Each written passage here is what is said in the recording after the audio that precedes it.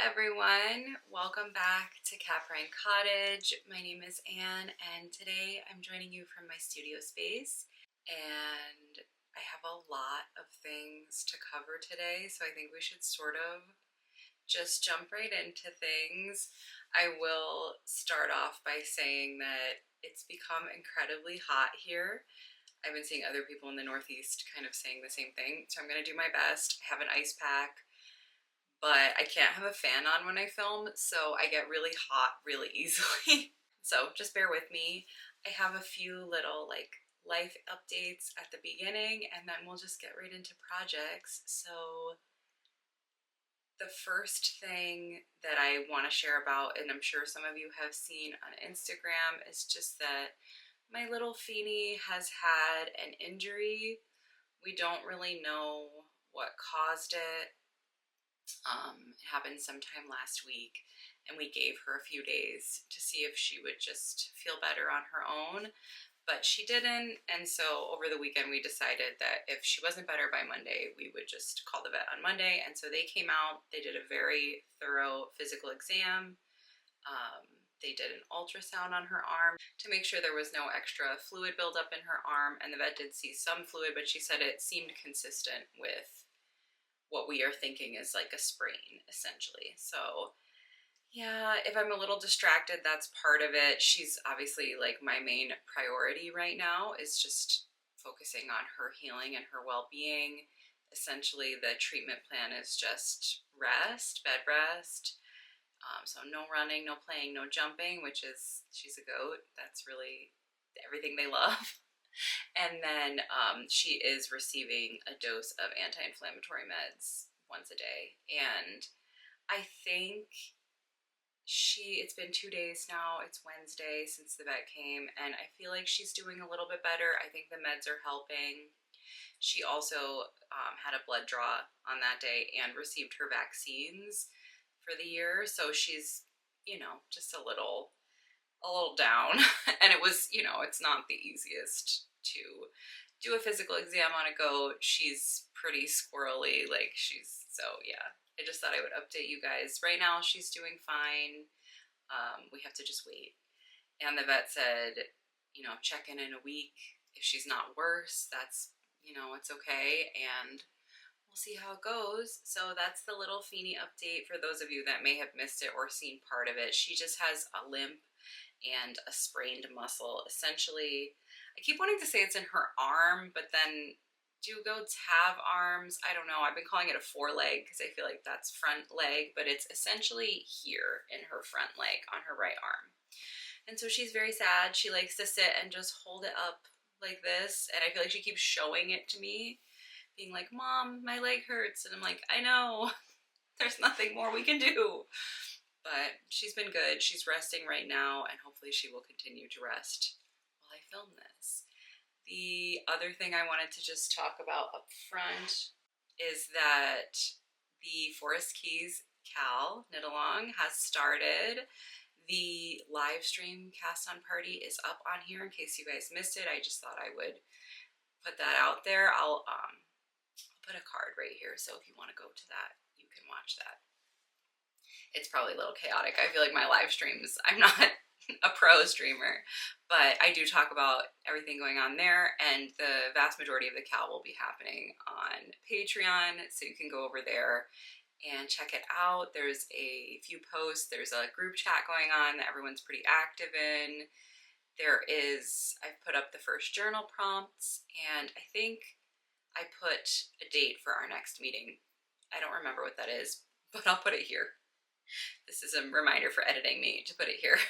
I will also say that I have taken, I did not make any notes for this podcast. I just thought it's the morning, it's the least hot it's going to be today. I should just film. So I got everything together, but I don't have notes, so I'm going to do my best, but I may miss or forget things. So I apologize in advance. But yeah, I think we should just get into the knits, and I have a finished object. I have 4 projects I'm working on.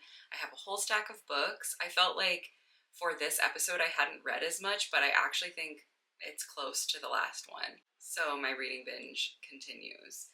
But first, let's start with my finished object. I'm so excited. I wish so badly that I could be wearing it for you here right now, but sadly it is far too warm for that. And I knew this was going to happen, that I would finish this just in time for me to not be able to wear it. Who knows? We could get a little bit of cooler weather and in the evenings. But it's Drevo. She's done. I will try. I can't promise this. I might put worn video in if I can stand after this, just taking some worn shots. I don't want to do it right now because I know I'm going to get really hot and sweaty if I put it on. But she's all done. And I am so in love. I feel really sad that it's too hot to wear it. I think that it came together so cute. I made size 5, but the truth is I think I could have gotten away with size 4. I am pleased with how big this is. I really like it. The bottom, and it's hard to show, but the bottom flares out. And so it's like cute and kind of like a little skirt. It's almost peplum-y, but not really. And I just love it so, so much. I know I'm going to wear it all the time. I feel like it goes with so many things that I own. And it was a great pattern to work. I'm now so converted to Tetty's patterns. This is a pattern from Tetty Litsack of Tetty's Knit Garden, also designer of Forest Keys Vest, which we're making for the knit along. But I'm so sold on her pattern writing technique. She is so thorough. She is so clear. It's just fits the way that I think very well. And I appreciate that so much, because sometimes I feel like I have no idea what the designer intended, but with her, it's just so clear.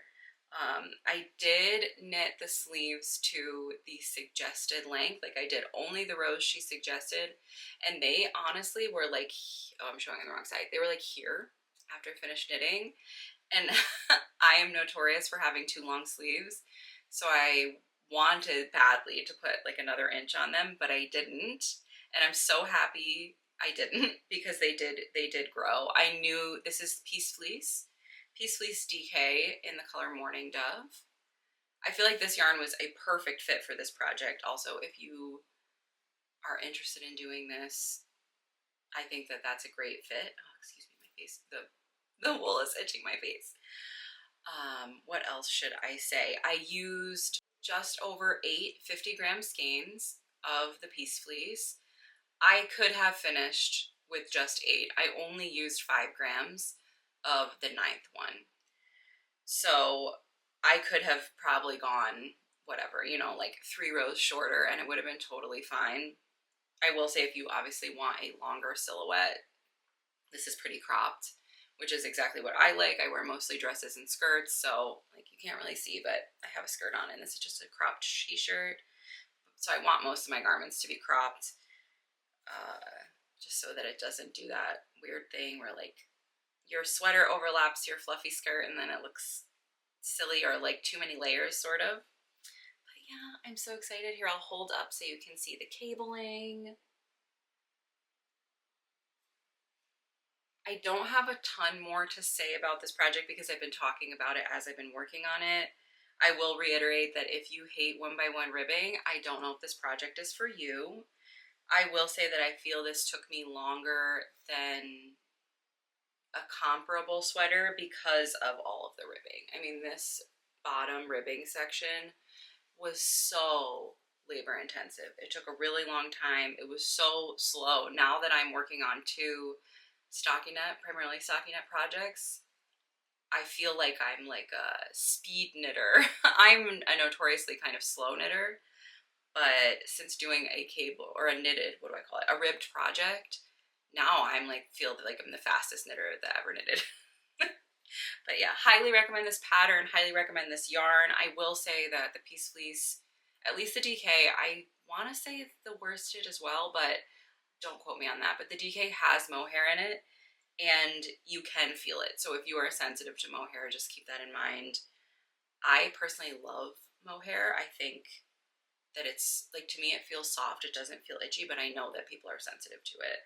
And sometimes I think that my love of mohair is just my goat bias, because I know it comes from a goat, so I like it more. which makes no sense, but it's the truth. And so yeah, she's done. It's gonna be nice and cozy.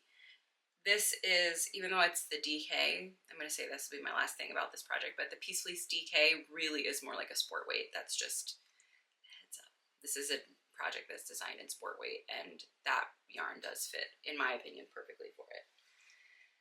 So yeah, I did finish something finally. I feel like I haven't finished a garment in months. What was even the last thing I finished? I have no idea. It doesn't matter. Anyway, we'll just get into whips. I have 4 right now.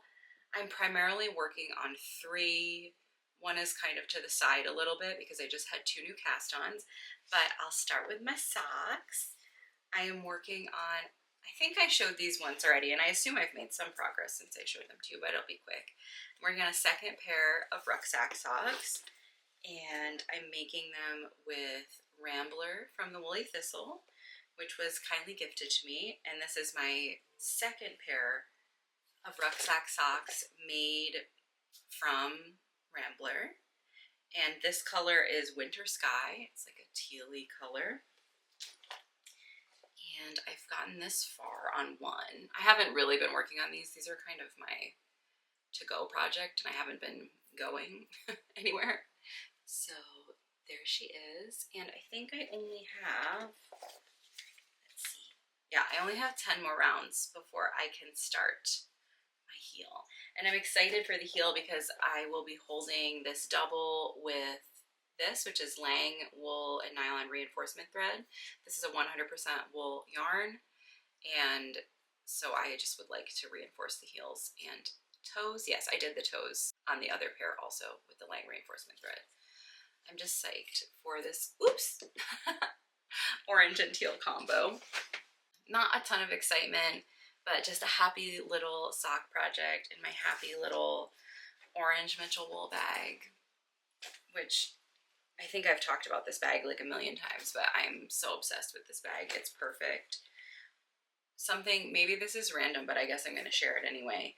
One thing I love to do with this bag is it fits perfectly if you have a Bagoo crescent in the medium size. This fits perfectly in it. Like, you can just get it right in there. And then if you wear your crescent bag like long, you can have hands-free knitting. And I just think that's so convenient because then I have this little bag. You can totally knit with this on your arm too, but for me, usually when I'm out walking and knitting, I have Feeny on a leash, and so like having this dangling while trying to hold her leash, it's too chaotic, and she just gets tangled. If you have a dog that's actually good at walking on a leash, maybe it's not a problem, but my dog is not a dog, and she's not the best with the leash. She still has never learned to not like wrap her neck in the leash. Like, I feel like most dogs know if they see the line to duck under it, she will just walk into it.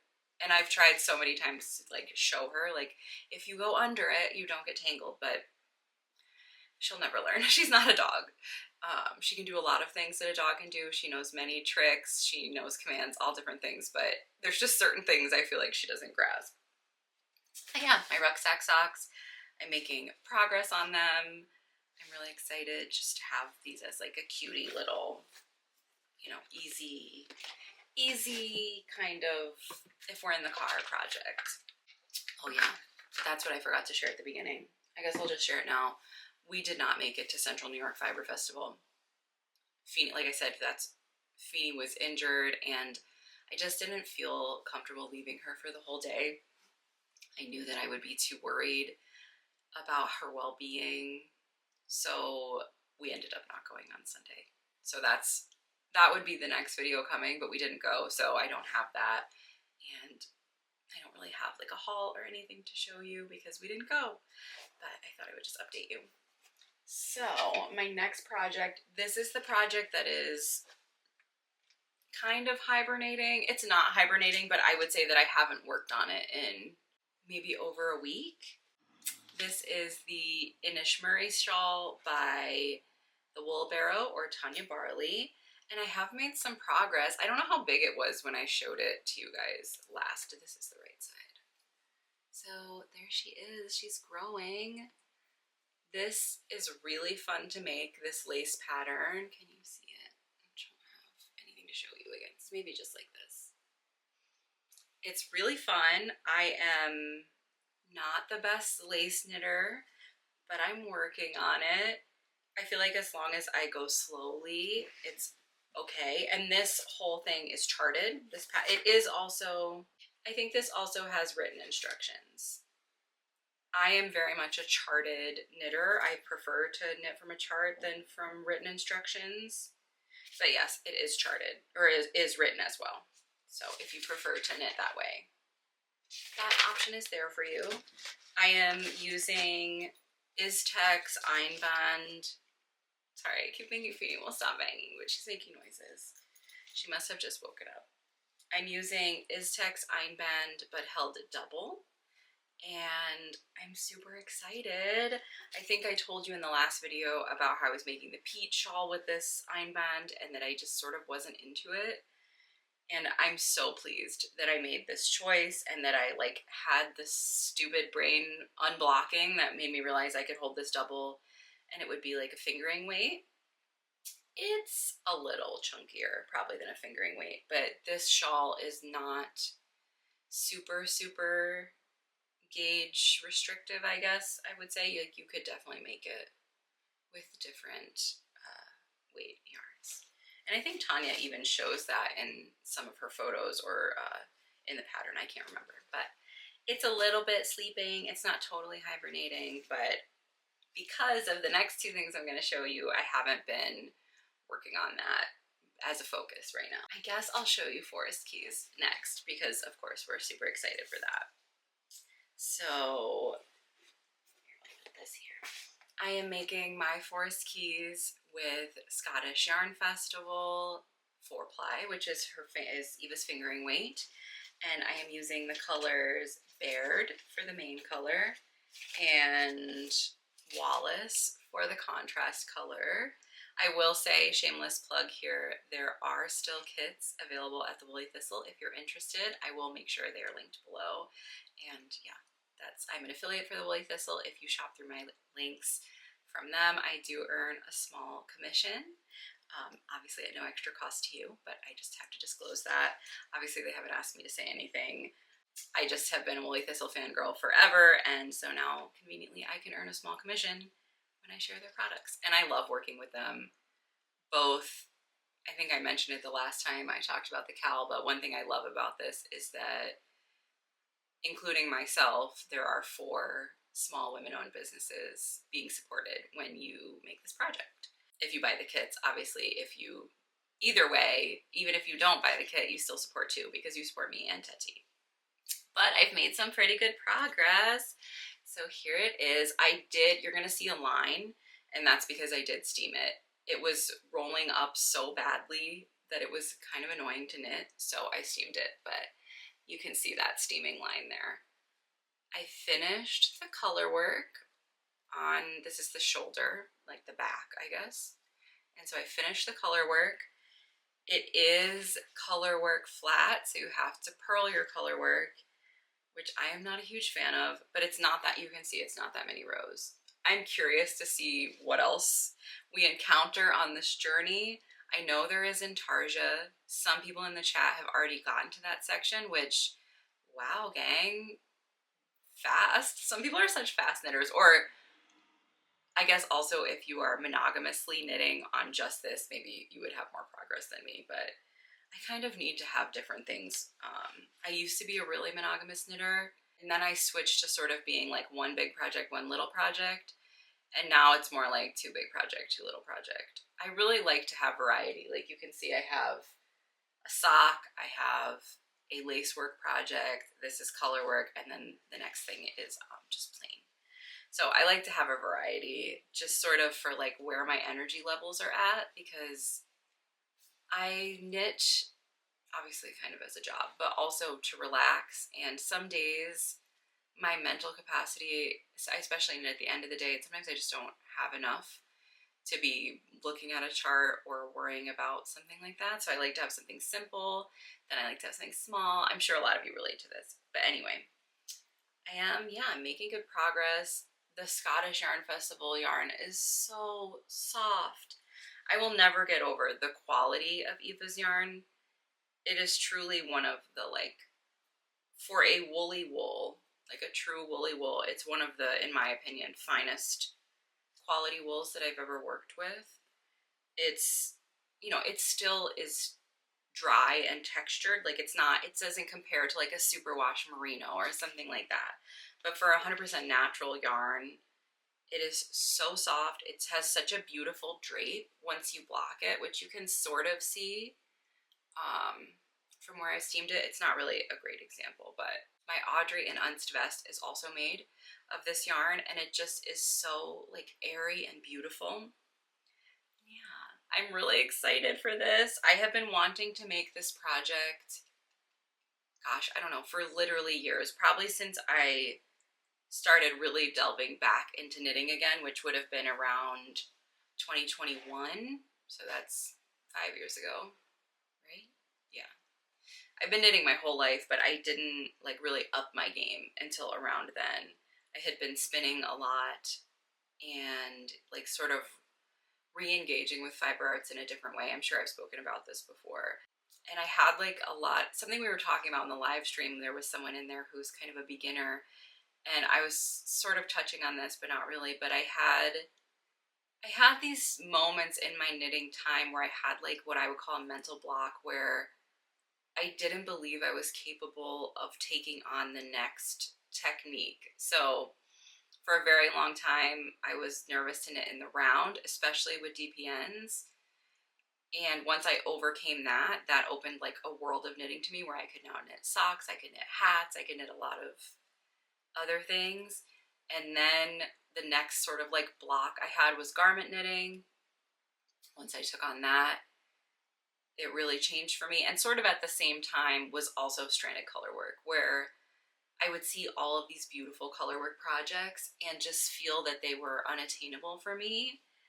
And then once I sort of just forced myself to go slowly and feel that I was capable, again, it opened a world of possibilities. And now color work is one of my favorite things. So I'm hoping and praying that Intarsia is the same in that way for me. I'm super intimidated by Intarsia. I feel like that is my next sort of like block of growing my knitting, and a technique that I'm really insecure about trying, but I know that I think that's why it's fun that this is a Cal. We can all do it together. I love to see what everyone else is up to. I guess one thing I will share about this is it does start with a crocheted provisional cast on, which a technique, don't be intimidated by that. It's very simple. And then you do have the stranded color work back and forth.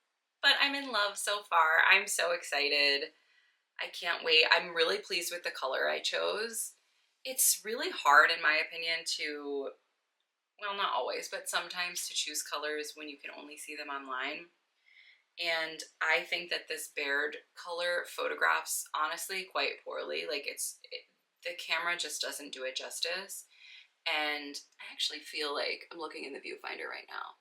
It's pretty spot on accurate in my camera right now, but I feel like it often photographs much paler than it is.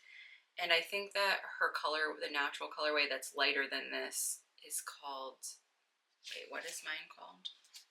I have bared. I think Innis, because they're all clan names. I think Innis is the, but don't quote me. If it's wrong, I'll put the other name here. Is the like paler natural, and it's more like a creamy color. This is definitely more of a fawn color, which I love. I guess it's actually going to be on the shoulder, on the back. But yeah, I'm excited. I don't have a lot else to share. I'm just working on it. And because of Feeney's injury, I haven't even really gotten out myself to do the like Forest Keys activity part. I think I'm going to have to go on some walks without her, which, oh, it breaks my heart. It makes me so sad to go walking without Feeny, because that's like our buddy activity. But the vet was like very clear. She was said no walks, no walking. Like Feeny can go outside and she can just like graze, but no long walks, no running, no playing. So I can't like take her on a hike, which it's sad for both of us. But then I have my final project, and this I have been dreaming of casting on since I bought I guess it's kind of a kit for it at Indie Untangled. I feel like I've talked about it so many times, but now it's like, it's happening. So this is the Outline Tee designed by Jessie Made, and I fell in love with this at Indie Untangled at the Mitchell Wool Company booth. They had it on a mannequin. I think I've told the story a million times. And my mom was with me and I was like, oh my God, that's so cute. And she was like, that's you. Like, my mom knew. She was like, that looks exactly like something you would wear. Again, I think this, and I think like Drevo, this, and Forest Keys are going to end up being such wardrobe staples, which is something I'm sort of focusing on a little differently in my knitting recently. Is as much as I want to knit like fun, bright, colorful things that are exciting, I'm also realizing that I just need some basics, and I hope they're not too boring for you guys to see, but I'm really excited about them because I think that they will be really practical additions. I've been really working on sort of filling gaps in my wardrobe in general, like something I focused on this spring and I'm still focusing on, I have a sewing project coming hopefully soon, is that I didn't have, I mean I had some, but I didn't have sleeveless dresses that I felt good in. I had some that I liked, but a lot of them are getting really worn out. My most favorite sleeveless dress I bought at a thrift store honestly over a decade ago. I've had it for so long. It's clearly handmade. It's made of quilting cotton, and I wear it all the time, but it's like wearing out. It has holes. I have another one that it's starting to get holes, and obviously I can mend them, and I will, but I needed to kind of add some more this spring, so I got a couple sleeveless dresses and a couple basic skirts, and so now I love the idea of having some kind of tee-like tops to wear with them, and so I think this is going to be great. And here, it's a little boring to show, but I'll hold it up for you. So I did the ribbing. It is a half twisted rib, and I have finished one 50-gram ball of the yarn from Mitchell Wool. It's this, oops, there's a pine needle in my bag. I was actually knitting outside yesterday, but just in the yard.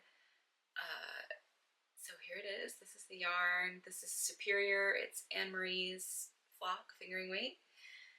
And I have finished one 50-gram skein so far, which makes me a little nervous because, like, is 3 more going to be enough? I think it will.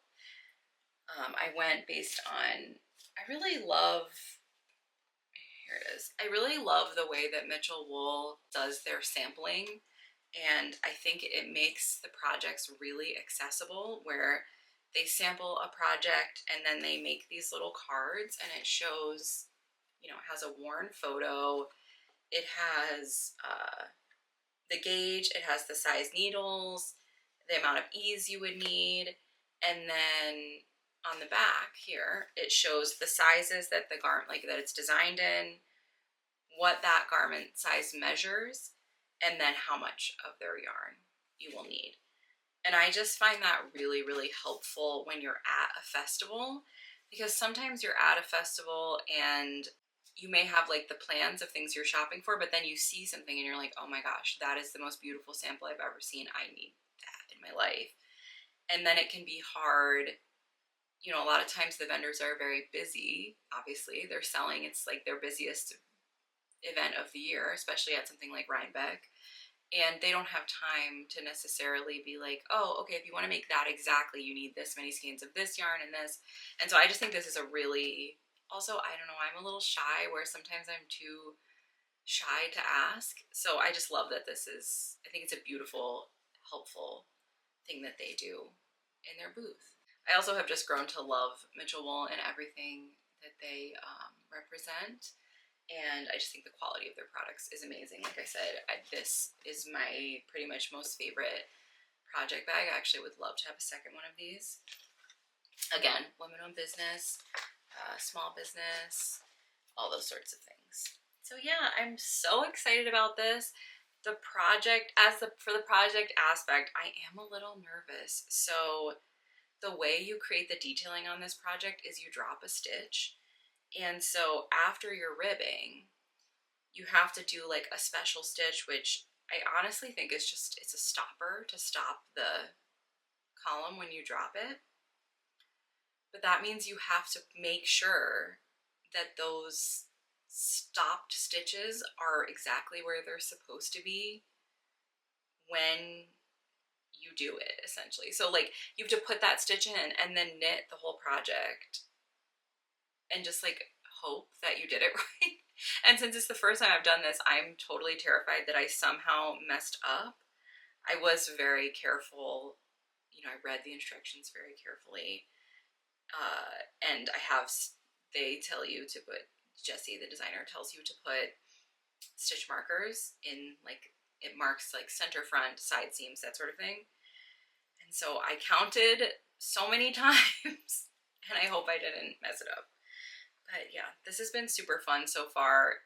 It's really mindless, it's bottom up, and right now it's just stockinette. And I just know this is gonna, I've seen the sample, but I know how drapey and beautiful this is gonna be, and I can't wait to wear it. I just fantasize about wearing a sleeveless dress and this over it, and it's like a windy day at the lake. It just sounds so nice. Will I get to the lake once this summer? I try to go at least once every summer. Will I make it? Nobody knows. I don't think we went last year. I keep trying. Caleb doesn't really like swimming, but I keep trying to just be like, can we go swimming tonight? And eventually he will take me, I think. Maybe not to the lake, but at least to maybe one of the gorges. So that's all of my knitting that I have for this time. Looks like we're doing pretty good on our time budget for this video. I'm also working on a spinning project. I'm not going to share that in this video. It actually will probably be its own video, but Madison of Madison Montees, she is sort of doing a casual, whoever wants to join, spin 15 minutes every day in June. And so I'm sort of participating. Because of my weekend schedule, spinning on the weekends is really hard for me, just because of the market, and it's been busy this weekend. My dad's coming. I just know that I'm not going to have time. But I'm also spinning more than 15 minutes when I do spin. That's sort of my like way of justifying it to myself. But I am working on a big spinning project, and yeah, it will be its own video, but that's something else I've been working on. And then I think I just have books to share with you, and that's pretty much it. I have one acquisition, knitting related acquisition, but it's a book, so it'll just go in the book section. Oh, that's the one thing I will say too, is I'll just say it here because I don't really have any other like media recommendations besides books. But I yesterday spontaneously decided that I was gonna say rewatch, but I'm going to watch Stranger Things because I thought I had watched all of season 1. We were watching it as it aired. What was that, like 10 years ago? However long ago that came out. And I thought that I had watched all of season 1. But I started rewatching yesterday. I realized that I had only watched half of season 1, but I stayed up way too late last night. That's part of why I got so much knitting done. I watched all of season 1, and I think the first 2 episodes of season 2. So I sort of know what happens, but don't spoil it for me. I know I'm so late to the party, but it's like been on my like to watch list since we first watched it. I feel like we still lived in our old house when that came out, so that was a really long time ago. But yeah, it's also, I don't know, I feel like I sort of felt like I had to watch it with Caleb because we started watching it together, but also it's like a little bit scary. Yesterday he said to me, he's like, oh, I don't think this is scary, which surprised me because he doesn't really like things that are like horror adjacent or like spooky. And I personally think Stranger Things is so scary. Maybe it's just like, part of it, what I've been noticing as I've been watching it is just that like, the older I get, the more scary things involving children like really is intense for me. Like, I don't know, I just like want to protect the little babies. And so, yeah, I think as you age and you no longer see yourself in the young characters, you just feel like protective of them. It's like more intense somehow, or maybe it's just like having more experience in the world. I don't know if that is relatable to anybody, but it feels like less like fun kid adventure and more like, oh my god, babies. But yeah, I'm of course loving it. I mean, who doesn't? I feel like it's super popular for a reason, but it sort of just gives me like summer vacation vibes in a way. It's very autumnal too. Yeah, I don't know. It's just fun. It's fun to get like stuck into binge watching a show and staying up late and doing that.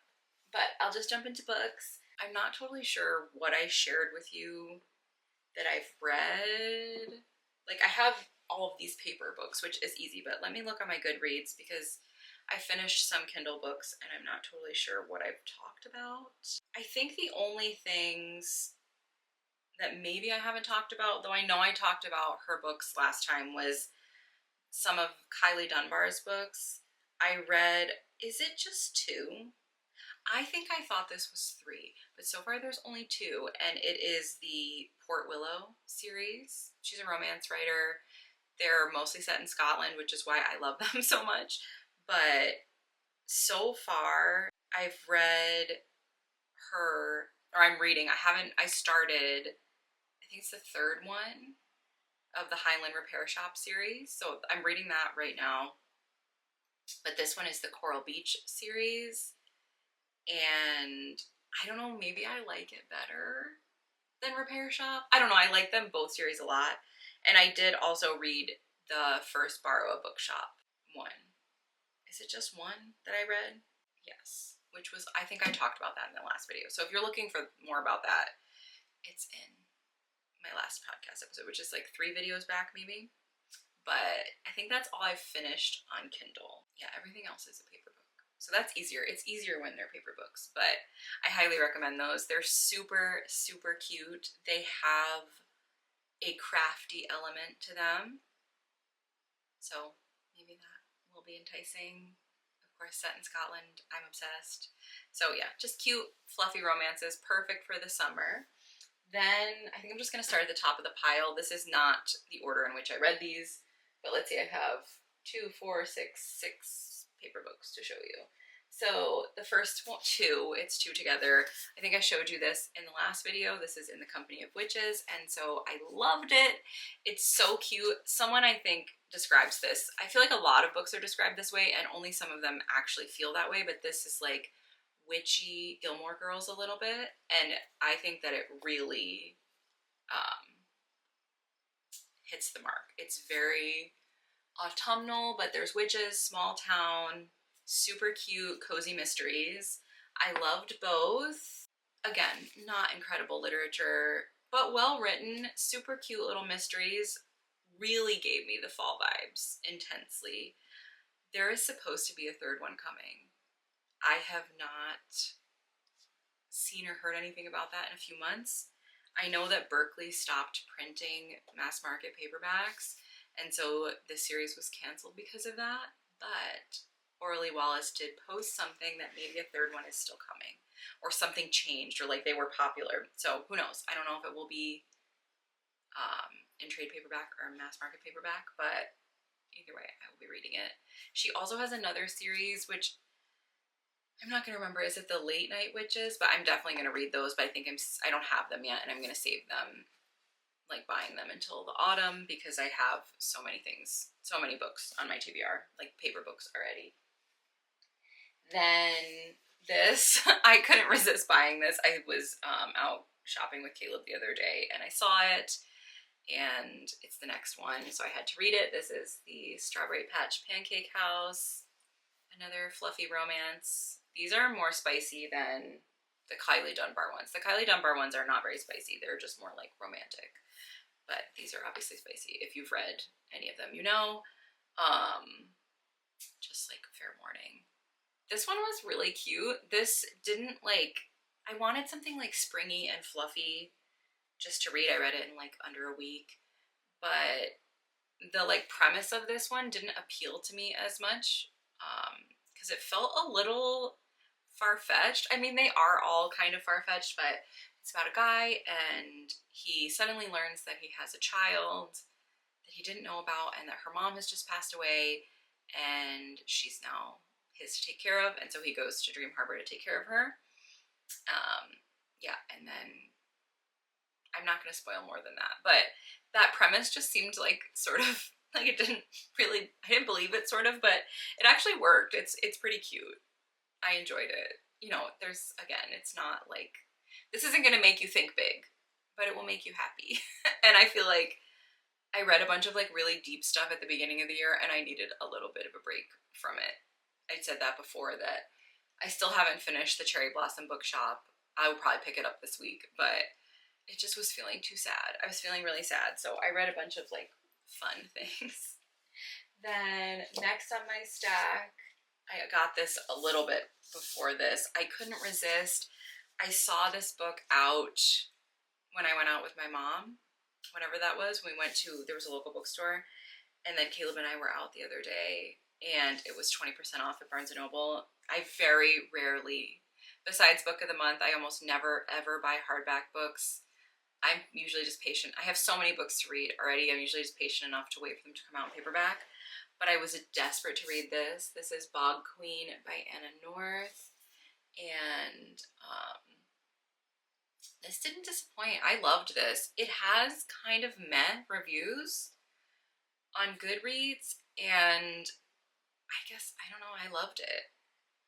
People said it was boring, and then someone did say that, like, if you are actually an anthropologist or an expert on bogs, like, maybe it's not for you, but I am none of those things. And so if it was factually incorrect, I didn't care, I guess. I'll put that out there. It is written from 3 different perspectives, which I really enjoyed. I don't want to give away too much. It's kind of a mystery, I guess I'll say that. And one thing I will share, I guess will be the only thing so I don't spoil too much, but my favorite part about this was that one of the perspectives is of the moss. Like, the bog itself has chapters, and I really liked that. I don't know, I feel like I kind of like anthropomorphize plants or see the spirit in nature, and so I really enjoyed that aspect of it. It was relatable in a lot of ways. I felt both of the 2 female main characters that we also follow were very relatable in very starkly different ways. I liked the writing. I didn't think it was boring. People said it was like slow and boring, but I didn't feel that way. I felt like it was a really easy read.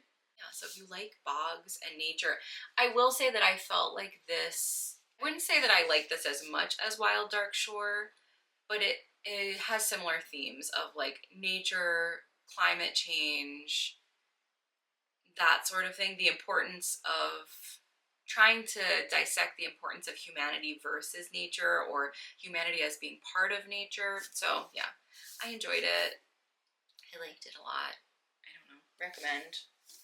I feel like, yeah, I didn't read anything that I didn't like this time. I actually, and that's something I wonder about, like, am I just too predisposed to liking books? Or am I good at picking things I know I will like? Because I feel like sometimes so many people are saying like, oh, that was only 2 stars for me. It's so rare that I don't like a book to give it at least like 3. For me, 3 stars is liked it, it was good, it was fine. 4 stars is it had something special, and 5 stars is like, wow, blew me out of the water. And I just feel like so many people are reading books they don't like, which just doesn't sort of happen to me. I don't know, maybe I'm just I'm too predisposed to liking things, I guess. But I also I saw this thing, I don't know if this is real, but it was on Instagram, but it was talking about book talk, and someone was saying that, I can't confirm that any of this is true, but it was someone saying like, oh, well, book talkers get through so many books because someone had like revealed this, that they only read the dialogue of a book, which I can't even imagine that. Like, that's so insane to me. Like, how can, like, the dialogue is sort of like the least important part of a book a lot of the time. Yeah, so that like blew my mind. And it made me think, like, maybe people aren't liking books because they're not like reading the books. So of course you might not like it if you don't know what the heck is going on. Yeah, that messed with my head, and I don't know. It was also saying sort of like in that post that, oh, people can't be reading this 30 books a year and actually, excuse me, reading the whole book, which that is untrue. But I do feel like if you're only reading the dialogue, you could get through a lot more books, but also maybe you're not going to like them because you don't know what's happening. Anyway, that's just my little rant for the week, for the month. The next one I read, I have 2 book of the months that I read. I got this one. This was an add-on. I think I got it in February. But I've been dying to read this. This is Agnes Aubert's Mystical Cat Shelter by Heather Fawcett. This was so cute. I loved every minute of this. I will say that I still think Emily Wilde is better. I don't know if that's an unpopular opinion, but if you like cats and magic and a vintage setting, I don't think this will disappoint you. There's a little bit of romance, but it's sort of, I don't know, maybe the romantic part of this I didn't love. This also felt like, for me, this was very Howl's Moving Castle with cats. Like, that was the vibe I got. But it was cute. I mean, I love cats. How could I not like a book about cats? Like cats and magic together. Also, I did think, I personally felt like the magical system in that book was very unique. So that's something to look forward to. Oh, and then this I've already talked about, but I did finish Hazelthorn. Again, this book shocked me. I really, really liked this. It's YA. It's YA gothic horror fiction. I generally don't like YA, but this was great. And scary. Like, really scary. I've mentioned before, like, definitely a trigger warning for this one. There's gore in this, but it was really good. And then, so my one acquisition, and then I think we're, like, pretty much done here. I didn't even know this book existed, and so then when I saw it, I think I saw it on Pinterest, I immediately went to Thrift Books to get a copy. I will say it's pretty inexpensive on Thrift Books, so if you're interested, you could easily get yourself a copy. I'm assuming it's out of print, but I don't know. But it is the Country Diary Book of Knitting. And so if you are unfamiliar with the Country Diary of an Edwardian Lady, I actually was talking to someone about it on here. It's one of my favorite books. I always feel like if I were to write a book, it would be something like that. Not that I'm an illustrator by any stretch of the imagination, but I love the idea of writing a book that's seasonal. And about the things that happen in a season, because I feel like my life is super seasonally focused. But I didn't know there was a knitting book that went along with this. Like, this was a no-brainer buy for me. And I do have like a whole collection of Country Diary adjacent books. Like, there's Country Diary Journal. I think I have maybe a photo album. Anytime I find something that's like connected to that series, I usually just buy it. But I will say that this is super dated. A lot of the patterns in here, the truth is the patterns are not dated too much. The photography feels very early 90s. I will say also this has a ton of children's patterns, which for me, I don't have a lot of kids to knit for. I don't have my own children, obviously, and the other children in my life, I don't really think they would care, to be completely honest. But if you have kids, I think this would be a great book because there are so many cute kids patterns. Like, I wish I had little ones to knit some of these projects for. They're so cute. But here, I'll show you. This is so funny. Like, the photography, this reminds me of my childhood so much. Like, the styling.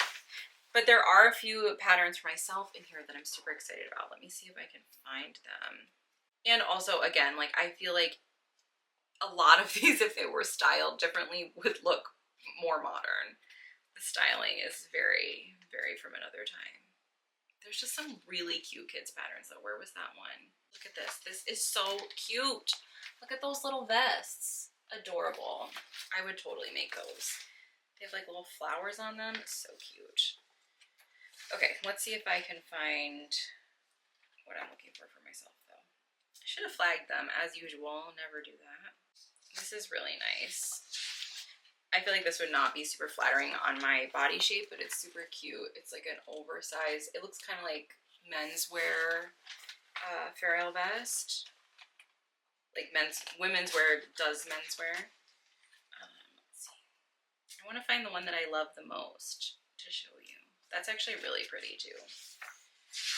This is like an oversized mohair sweater, and I have a ton of mohair. I still haven't shown you guys like a sweater weight mohair, and that would be really cute for that.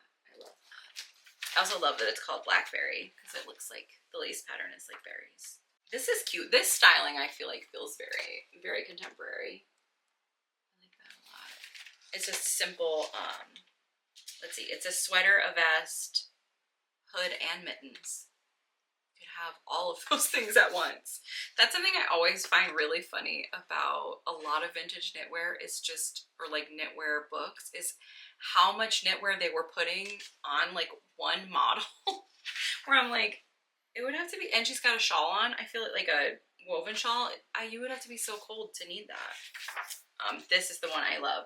This is called Parsnip and Parsley, and it's like a coat, which I think is awesome. It's like a mid-thigh length coat, and it has like a beautiful texture to it.